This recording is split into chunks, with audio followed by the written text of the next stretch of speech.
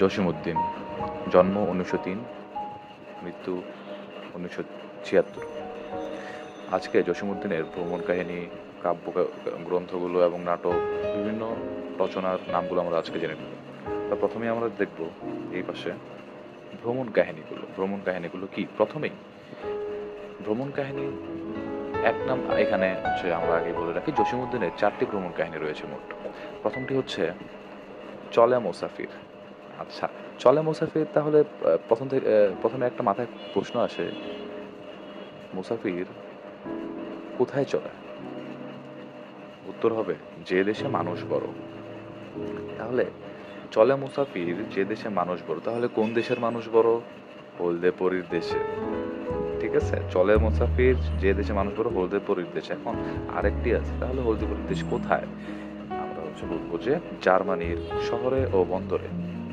এই 4টি হচ্ছে জসীমউদ্দীনের ভ্রমণ কাহিনী। তাহলে চলে মুসাফির, যে দেশে মানুষ বড়, হলদেপরির দেশ এবং জার্মানির শহরে ও বন্দরে। কমপ্লিট।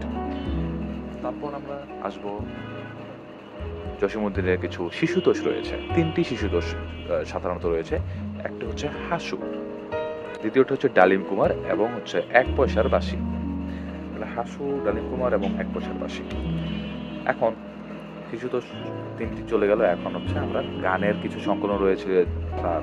তাহলে প্রথমে হচ্ছে জারি গানের পরে হচ্ছে ওনার গাঙ্গের গানের পরে আমরা দেখবো রঙ্গিলা নায়ের মাঝি।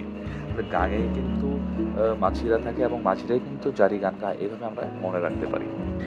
তারপর ওনার কিন্তু উপন্যাসও রয়েছে, 2টি উপন্যাস রয়েছে, কিন্তু আসলে আমরা জানি যে একটি উপন্যাস রয়েছে, সেটা হচ্ছে বোবা কাহিনী। এটাই হচ্ছে প্রথম উপন্যাস। এবং আরেকটি উপন্যাস রয়েছে যেটা হচ্ছে বৌটুবানির ফুল। এটা হচ্ছে 1990 সালে প্রকাশিত হয় ওনার মৃত্যুর পর।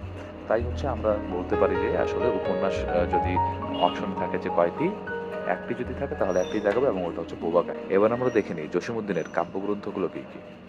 প্রথমেই দেখবো আমরা রাখালি। রাখালি কোথায় থাকে প্রশ্ন আসে। রাখালি হচ্ছে ধান খেতে থাকবে অবশ্যই, এবং ধান খেতের বালুচরের জায়গা থাকে। আচ্ছা, তাহলে রাখালি কি একাই আছে? না, সাথে আছে সকিনা। সকিনা কেমন? রূপবতী।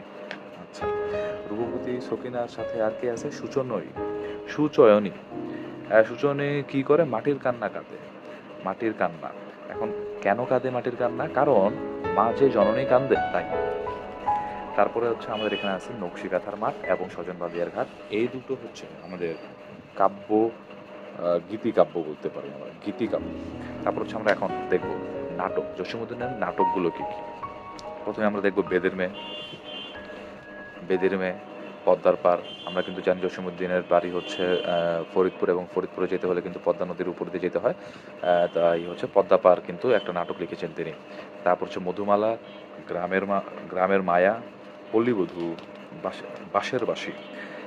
এখানে নাটকগুলোর ওনার নামগুলো কিছু কনফিউশন ক্রিয়েট করে। আমরা জানি পল্লীবধূ হচ্ছে জসীমউদ্দীনের নাটক, কিন্তু আরেকটি আছে আমরা জানি কি,